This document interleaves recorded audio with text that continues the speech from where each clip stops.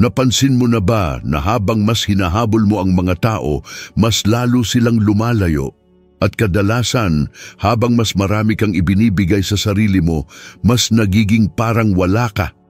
Ang totoo, may isang tahimik na gawi na unti-unting sumisira sa pagpapahalaga sa sarili at pagkakakilanlan ng milyon-milyong tao sa buong mundo. Ang ugaling pagmamakaawa para sa atensyon. Ang mga nabubuhay para sa pagtanggap ng iba ay nauuwi sa pagkawala ng sarili. Malalim na naunawaan ito ni Marcus Aurelius, isa sa mga pinakadakilang emperador ng sinaunang Roma. Sa kabila ng pamamahala sa isang malawak na imperyo at pagharap sa mga digmaan, pagtataksil at personal na trahedya, hindi niya hinayaan na ang kanyang halaga ay tukuyin ng opinyon ng iba. Isinulat niya, ang kaligayahan ng iyong buhay ay nakasalalay sa kalidad ng iyong mga iniisip. At iyan mismo ang ipapakita sa iyo ng video na ito, kung paano ka magiging prioridad para sa kahit sino nang hindi kailangan mamalimos ng atensyon. Dahil ang kapalaran ng mga hindi makaintindi nito ay malungkot. Ito ang kapalaran ng isang tumatanda na may pakiramdam na kulang siya at hindi sapat. Ngunit para sa mga magsasabuhay ng iyong maririnig, kabaligtaran ang resulta, isang buhay na puno ng respeto, balanse at personal na kapangyarihan. Manatili hanggang sa huli dahil maaaring baguhin ng video na ito kung paano ka tinitingnan ng mundo at higit sa lahat kung paano mo tinitingnan ang iyong sarili. Sabi ni Marcus Aurelius, ang kaluluwa ay kumukuha ng kulay ng kanyang mga iniisip. At ito ay isa sa mga pinakamalalim na katotohanan tungkol sa kung paano tayo nakikita at tinatrato ng mundo. Lahat ay nagsisimula sa loob natin. Kung paano mo tingnan ang iyong sarili ang nagdidikta kung paano ka titingnan ng mga tao sa paligid mo. Kapag naniniwala kang kailangan mong tanggapin, mapansin o mapatotohanan ng iyong sarili, natural na ipinapahiwatig ng iyong kilos ang pagkakaroon ng pangangailangan at ang pangangailangan ay may amoy na nakikilala at iniiwasan ng mundo. Ang nangyayari ay simple ngunit malupit. Habang mas hinahanap mo ang pagpansin, mas lalo kang nagiging parang wala. Isipin ang isang taong patuloy na tinitingnan ang kanyang telepono tuwing 5 minuto. Naghihintay ng mensahe na hindi naman dumarating. Ang isip ng taong ito ay lubos na nauubos ng pag-asam at ang katahimikan ng isa ay nagiging salamin na nagpapakita ng kawalan na nararamdaman niya sa loob. Dito nagsisimula ang pagkakamali. Kapag inilalagay mo ang iyong halaga sa kamay ng mga taong hindi ka pinapansin, isinusuko mo ang sarili mong kapangyarihan. Si Marcus Aurelius, kahit na emperador ng Roma, napapalibutan ng mga mapagpaimbabaw at huwad na kaibigan, ay sumusulat sa kanyang sarili araw-araw, ipinapaalala sa sarili na ang opinyon ng iba ay lampas sa ating kontrol. Naunawaan niya na ang tunay na kasanayan ay nasa pamamahala ng sariling isip, hindi sa pag-uugali ng iba. Sa mundo ngayon, mas mahalaga ito kaysa kailanman. Nabubuhay tayo sa isang panahon kung saan sinusukat ng mga tao ang kanilang halaga sa sarili sa dami ng likes, views at mensahe na natatanggap. Ang social media ay naging isang showcase ng modernong pangangailangan. Ang taong nagpo-post, umaasang makakuha ng pagtanggap, ay nabubuhay sa isang siklo ng tahimik na pagkabalisa. Dahil ang bawat like ay nagiging panandali ang sip-sip ng pagpapahalaga sa sarili. Ngunit kapag nawala ang epekto, muli silang nauuhaw. Ito ay isang hindi nakikitang adiksyon na dahan-dahang sumisira sa pagmamahal sa sarili. Itinuro ni Marcus Aurelius na ang matatalino ay hindi nababahala sa mga bagay na wala sa kanilang kontrol. Sinabi niya na ang kaligayahan ng iyong buhay ay nakasalalay sa kalidad ng iyong mga iniisip at kapag ang mga isiping ito ay nakasentro sa kakulangan, ang labas na mundo ay tumutugon lamang ng may higit pang kawalan. Ang mga taong inilalagay ang sarili sa ikalawang pwesto na tumatanggap ng anumang uri ng trato para lamang maiwasan ang pag-iisa ay nauuwi sa pagiging bihag ng kawalan ng kapanatagan. At ang kawalan ng kapanatagan na ito ay nakikita kahit sa maliliit na detalye, sa kanilang paglakad, sa tono ng kanilang boses, sa paraan ng kanilang pagtingin sa iba na naghahanap ng pagtanggap. Ngunit may malaking pagkakaiba sa pagitan ng hindi pinapansin at ng pagpili ng katahimikan. Kapag sinimulan mong makita ang iyong sarili bilang isang taong hindi kailangang humabol, lubusang nagbabago ang enerhiya. Nararamdaman ng mga tao kapag ang isang tao ay buo, kalmado at walang kailangang patunayan. Doon nagsisimula ang respeto, hindi sa pagtatangkang magbigay kasiyahan. Isipin kung paano ka magre-react kapag nakakita ka ng isang taong lubos na komportable sa kanyang sarili. Ang taong yon ay hindi gaanong nagsasalita, hindi namamalimos ng puwang, ngunit ang kanyang presensya lamang ay nagbubunga ng respeto. Hindi nila kailangang humingi ng atensyon dahil natural na naaakit ang atensyon sa mga nabubuhay ng may layunin. Sa mga relasyon, mas kapansin-pansin ito.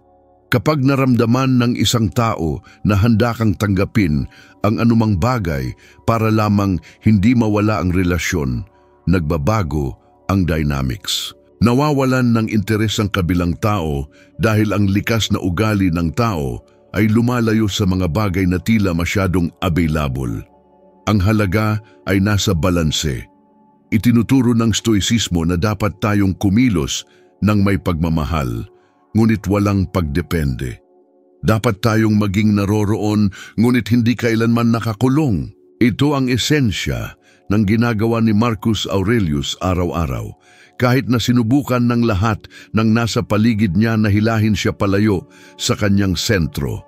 Upang maisabuhay ito sa modernong buhay, kailangan mong magsimula sa maliliit na pagkilos. Tigilan ang pagbibigay katwiran sa sarili sa lahat ng oras. Tigilan ang pagpapadala ng maraming mensahe na sinusubukang ayusin ang isang bagay na nasagot na ng katahimikan. Huwag agad sumagot dahil lang sa takot kang mawalan ng isang tao. Hindi ito laro, ito ay pagkontrol sa sarili. Ang pagkontrol sa sarili ang unang hakbang upang maging prioridad. Nararamdaman ng mga tao kapag mayroon kang panloob na pagpapahalaga at habang mas nakasentro ka sa sarili, mas natural kang rerespetuhin ng mundo. Merong isang uri ng tahimik na kapangyarihan sa mga hindi namamalimos ng atensyon. Ito ang kapangyarihan ng pag-unawa na mas mahalaga ang presensya kaysa pagpipilit. Ito ang kapangyarihan ng pag-aaral na gawing lakas ang pag-iisa at pag-unlad ang pagtanggi. Alam ni Marcus Aurelius na ang paghihirap ay nagmumula sa paglaban at ang mga masyadong naghahanap ng pagtanggap ay, sa katotohanan, tumatakbo mula sa kanilang sarili.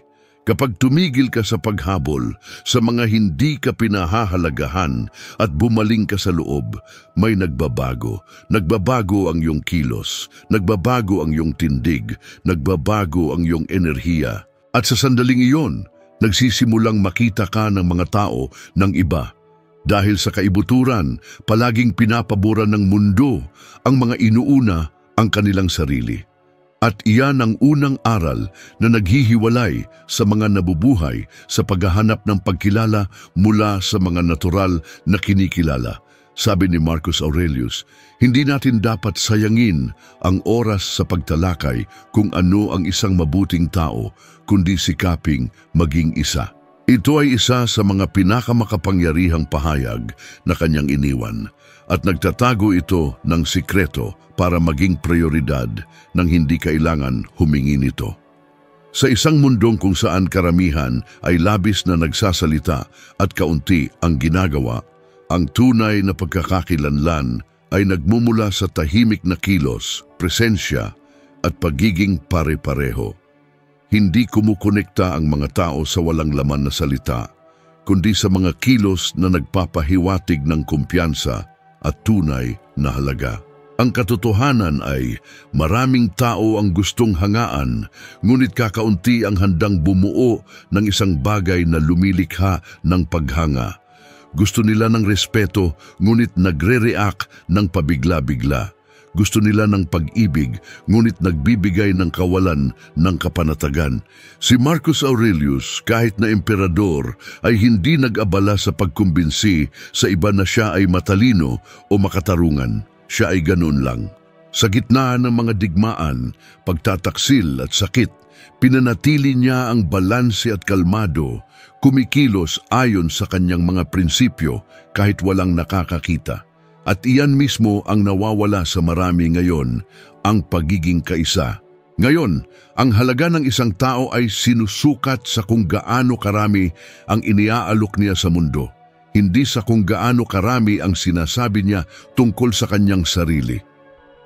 Sa trabaho, halimbawa, madaling makilala ang mga patuloy na sumusubok, patunayan ang kanilang kakayahan at ang mga nagbibigay lamang ng resulta. Ang mga taong tunay na namumukod-tangi ay ang mga hindi nag-aaksaya ng enerhiya sa pagtatangkang magpasikat, kundi iniaalay ang kanilang sarili ng may presensya at layunin. Ganon din sa mga relasyon, ang mga laging naghahanap, humihingi ng atensyon at pagkilala ay nauuwi sa pagiging pasanin. Sa kabilang banda, ang mga kumikilos ng payapa at nag-aalok ng balanse ng walang hinihingi kapalit ay natural na pinahahalagahan. Naunawaan ni Marcus Aurelius na ang halaga ay nasa kung ano ang ibinibigay mo, hindi sa kung ano ang hinihingi mo. Itinuring niya ang tungkulin bilang sagrado. Sa kanyang mga isinulat, binigyang diin niya na ang bawat isa ay dapat magtuon sa paggawa ng tama, hindi sa pagiging nakikita na ginagawa ang tama. Kapag inampun mo ang ganitong pag-iisip, nagsisimulang makita ka ng mga tao ng iba. Bumabangon ang respeto dahil ang iyong kilos ay nagpapakita ng integridad at ang integridad ay isang bagay na nararamdaman ng mundo kahit sa katahimikan. Isang modernong halimbawa na naglalarawan sa kaisipang ito ay mga tao tulad ni Keanu Reeves. Bihira siyang magsalita tungkol sa kanyang sarili, hindi naghahanap ng atensyon at namumuhay ng simple kahit na sa lahat ng kanyang kasikatan at kayamanan. Habang maraming artista ang nalulunod sa pangangailangang makita, bumuo siya ng isang matatag na imahe sa pamamagitan lamang ng pagiging isang taong kumikilos ng tama nang hindi kailangan ipahayag ito. Ang kapayapaang ito ay lumilikha ng tunay na paghanga dahil ang mga tao ay naaakit sa mga hindi nagsisikap na hangaan. Sa mga relasyon, mas kapansin-pansin ang prinsipyong ito. Kapag ang isang tao ay patuloy na sumusubok patunayan kung gaano siya kagaling, gaano siya nagmamalasakit o gaano karami ang atensyon na nararapat sa kanya, nawawalan ng interes ang kabilang panig. Ang labis na pagpapakita ay nakikita bilang pangangailangan at ang pangangailangan ay palaging nagtutulak palayo sa mga tao. Sa kabilang dako, kapag ikaw ay simpleng naroroon, maaasahan at totoo, natural kang pinahahalagahan ng mga tao. Humihinto ka sa pakikipagkumpetensya para sa puwang at nagsisimulang sakupin ang iyong lugar ng may katatagan. Ang pagsasabuhay nito ay nangangailangan ng pasensya at pag-unawa sa sarili. Hindi ito tungkol sa pagiging malamig o malayo, kundi sa pag-unawa sa iyong sariling halaga at pag-arte ng naaayon. Kung ikaw ay nasa isang propesyonal na kapaligiran, laging magbigay ng higit sa inaasahan, ngunit nang hindi naghahanap ng agarang pagkilala.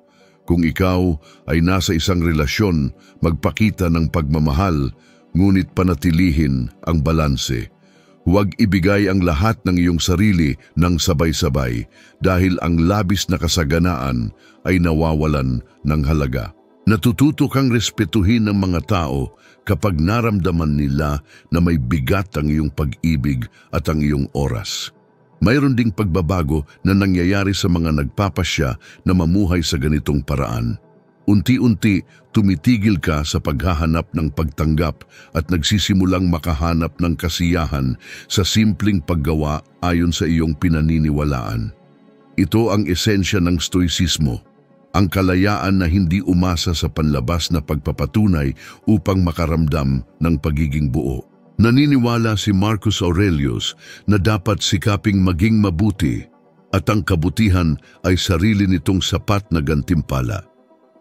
Kapag namuhay ka sa ganitong paraan, nagsisimulang makita ka ng mundo ng iba dahil mayroong isang bagay sa loob mo na nagpapalabas ng kapayapaan at lakas. Ang sikreto ay nasa hindi pagmamadali. Nabubuhay tayo sa lipunang nagpapahalaga sa agarang resulta, ngunit ang tunay na paggalang ay nabubuo sa paglipas ng panahon. Ang pagkatao ay tulad ng isang puno, mabagal itong lumaki, ngunit kapag lumakas, nagbibigay ito ng lilim sa loob ng maraming taon. Maaaring hindi napapansin ng mga tao ang iyong mga pagsisikap ngayon, ngunit sa bandang huli, mauunawaan nilang may kaibahan ang iyong presensya. At kapag nangyari iyon, magiging prioridad ka hindi dahil sa hinihingi mo ito, kundi dahil ginawa mong mahalaga ang iyong sarili. At kung nagpapaisip sa iyo ang nilalamang ito, kung sa paanong paraan ay nakakatulong ito sa iyong makita, kung gaano kalaki ang mababago ng stoicismo sa paraan ng iyong pamumuhay at pakikipag-ugnayan sa mundo, mag-subscribe sa channel at pindutin ang like button.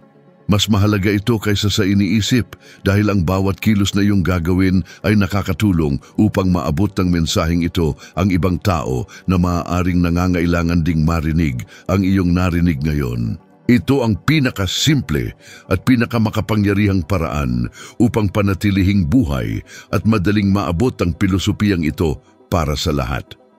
Madalas sabihin ni Marcus Aurelius na ang kawalan ay pagbabago lamang at ang pagbabago ay kagalakan ng kalikasan.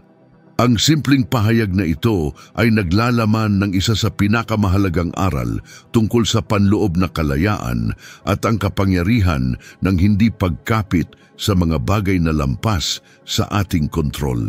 Karamihan sa mga tao ay nagdurusa hindi dahil sa nangyayari, kundi dahil sa pagtanggi nilang tanggapin na nagbabago ang mga bagay, umaalis ang mga tao, nagtatapos ang mga pagkakataon, at ang buhay ay patuloy na umaagos anuman ang ating kagustuhan. Ang pagdurusa ay nagmumula sa pagtatangkang kumapit sa kung ano ang dapat ng pinakawalan. Sa kasalukuyan, nagpapakita ito sa iba't ibang anyo. May nagtatapos ng relasyon at nagtatagal ng ilang buwan, minsan ay ilang taon. Sa pagsubok na maunawaan ang dahilan, binabalik-balikan ang lumang mensahe, tinitingnan ng social media na tila ang paghahanap ng sagot ay magpapagaan ng sakit. Ngunit habang lalo mong sinusubukang maunawaan, lalo ka namang nasisilo. Itinuro ni Marcus Aurelius na dapat nating tanggapin ang ibinibigay ng buhay at pati na rin ang kinukuha nito. Naniniwala siya na ang universo ay gumagana ayon sa isang mas mataas na dahilan at ang paglaban dito ay parang paglaban sa agos ng ilog. Habang lalo kang nagpupumiglas, lalo ka namang napapagod at mas kakaunti ang iyong pag-unlad. Ganon din ang nangyayari sa mga nawalan ng trabaho, pagkakaibigan o pagkakataon. Ang isip ng tao ay may ugali na kumapit sa dating nakakaginhawa kahit na hindi na ito nakakatulong sa kanila. Naniniwala ang mga tao na kailangan nilang mabawi ang nawala upang muling lumigaya, samantalang sa totoo lang, ang kailangan nila ay bumitaw sa ideya na mayroong panlabas na bagay na makakapagpaliwanag sa kanilang halaga. Patuloy tayong pinapaalalahanan ni Marcus Aurelius na walang permanente. Tiningnan niya ang buhay bilang isang tuloy-tuloy na agos kung saan ang bawat yugto ay may layunin. Kapag naunawaan natin ito, sinisimulan nating tingnan ang kawalan hindi bilang trahedya, kundi bilang natural na bahagi ng proseso ng paglago. May malalim na kapayapaan sa pag-unawa na ang umaalis ay, sa isang banda, nagbibigay lamang ng puwang para sa bago. Ngunit dumarating lamang ang kapayapaang ito kapag ang pagkakabit ay napalitan ng tiwala. Tiwalang ang nananatili ay ang dapat talagang manatili at ang umaalis ay nagdadala ng kung ano ang hindi nakabilang sa ating paglalakbay. Ang pag-iisip na ito ay nagpapalaya at ang mga namumuhay sa ganitong paraan ay nagiging immune sa manipulasyon, emosyonal na laro at pag-asa sa pag-apruba ng iba. Isang halimbawa na nagpapakita ng sakit ng pagkakabit ay ang kay Robin Williams. Sa likod ng katatawanan at katalinuhan, may isang taong nakipaglaban sa sarili niyang isip, sinusubukang punan ng mga puwang na tila imposibleng mapunuan. Inialay niya ang kanyang buhay sa pagpapangiti sa iba, ngunit sa loob, nakipaglaban siya sa tahimik na mga labanan. Maaaring ipinakita sa kanya ng stoicismo na ang tunay na kaginhawaan ay nagmumula sa panloob na balanse, hindi sa pagsubok na umayon sa inaasahan ng mundo. Kapag sinusubukan nating punan ang ating mga puwang ng pag-apruba ng iba, nagiging bilanggo tayo ng mga inaasahan ng iba. Sa pang-araw-araw na buhay, ang pagbitaw ay maaaring isagawa sa maliliit na bagay. Hindi na kailangang maghintay ng malalaking kawalan upang matutong bumitaw. Maaari itong magsimula sa isang simpleng bagay, tulad ng pagtanggap na hindi bawat mensahe ay nangangailangan ng sagot, na hindi bawat tao ay karapat-dapat sa paliwanag, at na hindi bawat kritisismo ay nangangailangan ng pagtatanggol. Ang kalayaang emosyonal ay isisilang kapag natuto kang lumayo sa kung ano ang gumugulo sa iyong kapayapaan. At ang paglayong ito ay hindi pagiging malamig. Ito ay karunungan. Naniniwala si Marcus Aurelius na dapat tayong magkaroon ng bukas na puso, ngunit hindi kailanman umaasa.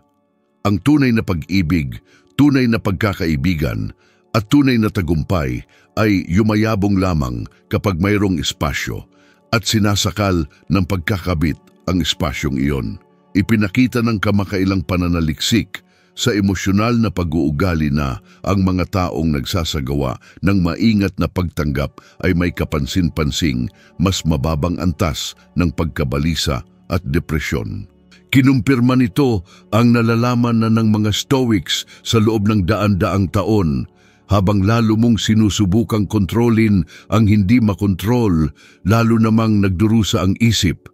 Ang solusyon ay hindi upang maging walang pakialam, kundi upang matutong harapin ang mga kawalan sa malusog na paraan. Tinitingnan ang mga ito bilang isang pagkakataon para sa pagkilala sa sarili. Sa bawat pag-alis ng isang bagay, hinihiling sa iyo ng buhay na tumingin sa loob, hindi sa nakaraan. At habang mas mabilis mong nauunawaan ito, mas gagaan ang iyong pakiramdam. Ang tunay na lakas ay hindi sa pagkapit sa kung ano ang nawawala, kundi sa pananatiling matatag kapag umalis ang iyong minamahal. Ito ay ang pagtanggap sa kawalang katiyakan ng hindi humihinto sa pagmamahal. Ito ay ang pakiramdam ng sakit ng hindi nagiging ang mismong sakit. Tiningnan ni Marcus Aurelius ang buhay bilang isang tanghalan kung saan ang bawat isa ay gumaganap ng isang papel sa loob ng itinakdang oras. Kapag nagsara ang tabing para sa isang karakter, isa pa ang pumapasok sa entablado at ang palabas ay nagpapatuloy. Ang pagsasagawa ng pagbitaw ay, sa esensya, ang pagtitiwala sa natural na kaayusan ng mga bagay. Ito ay ang pag-unawa na walang anumang tunay na iyo ang kailangang ipilit. Kapag may umalis sa iyo, kapag may nagwakas, kapag nagbago ang buhay, hindi ito ang katapusan. Ito ay isang paglipat lamang. Ang totoo ay laging nakakahanap ng paraan para bumalik, at ang hindi bumalik ay hindi kailanman tunay na iyo. Kapag nabubuhay ka sa katiyakang ito, nawawala ang takot sa kawalan, at sa lugar nito isisilang ang isang tahimik na kumpiyansa at katahimikan, nakakaunti lamang ang nakakamit. At kung susuriin mong mabuti ang mga pinaka-iginagalang na tao, ang mga tila may natural na kapangyarihan ng presensya ay siya mismong mga hindi nakakabit. Alam nila ang kanilang halaga at hindi na kailangang magmakaawa sa iba na manatili. Palagi silang handang magsimulang muli ng walang drama, ng walang kawalan ng pag-asa, kundi may tahimik na kamalayan na ang nakatakdang mangyari ay mangyayari. Ito ang kalayaang lubos na pinahahalagahan ni Marcus Aurelius, ang kapangyarihang mabuhay ng masidhi nang hindi nawawala ang sarili sa anumang bagay. Dahil kapag pinakawalan mo ang hindi sa iyo, ang tunay na iyo ay lumalapit sa iyo ng mas malakas kaysa dati. Naniniwala si Marcus Aurelius na ang tunay na kadakilaan ay nasa pagkontrol sa sarili, hindi sa pagkontrol sa iba. Madalas niyang sabihin na ang pinakamainam na paghihiganti ay ang maging iba sa taong nanakit sa iyo. Ang pahayag na ito ay naglalaman ng isa sa pinakamalalim na aral ng Stoicismo, ang kapangyarihan ng katahimikan at pagpipigil sa sarili. Sa isang mundo kung saan ang bawat isa ay nakakaramdam ng pangangailangang mag-react, magpaliwanag at magpatunay ng isang bagay, ang nananatiling kalmado ay natural na namumukod-tangi. Hindi dahil sa sila ay nakahihigit, kundi dahil nagpapalabas sila ng lakas na hindi kayang igi ng ingay sa labas. Kapag may sumubok na pukawin ka, ang likas na ugali ng tao ay gumanti, igiit ang katwiran, ipagtanggol ang sarili. Ngunit sa impulsong iyon, nawawala ang esensya ng kontrol. Ang katahimikan ang nakakalito. Ito ang nagpapakita na hindi mo kailangang bumaba upang patunayan kung ano ka na. Si Marcus Aurelius, kahit bilang emperador, ay araw-araw na humaharap sa pagpuna, pagtataksil at mga akusasyon. Gayunpaman, hindi siya kailanman tumugon ng may galit o kawalan ng pag-asa. Sumulat siya sa kanyang sarili bilang paalala, ang galit ay parang pag-inom ng lason at umaasang mamatay ang ibang tao. Ang kamalayang ito ang nagpanatili sa kanyang payapa sa gitna ng kaguluhan. Sa mga makabagong panahon na ito, mas mahalaga pa ito. Nabubuhay ang mga tao na nahuhuli sa mga labanan ng ego, sa walang saysay na mga debate sa social media, laging sinusubukang magkaroon ng huling salita. Para bang ang katahimikan ay tinitingnan bilang kahinaan, samantalang sa totoo lang, ito ay isa sa pinakadakilang tanda ng emosyonal na lakas. Ang mga nakakakilala sa kanilang sarili ay hindi na kailangang magpatunay ng anumang bagay. Ang mga malinaw sa kanilang sariling halaga ay hindi na kailangang makipagkompetensya. Ang tunay na paggalang ay nagmumula sa kapayapaan, hindi sa paghaharap. Ang ganitong uri ng pag-uugali ay makikita sa mga personalidad na nakarating sa tuktok ng hindi nawawala sa maramdaming reaksyon. Si Cristiano Ronaldo ay isang malinaw na halimbawa nito. Sa loob ng maraming taon, pinuna siya, kinuwestiyon at maging pinagtawanan dahil sa kanyang mga pinili at kilos.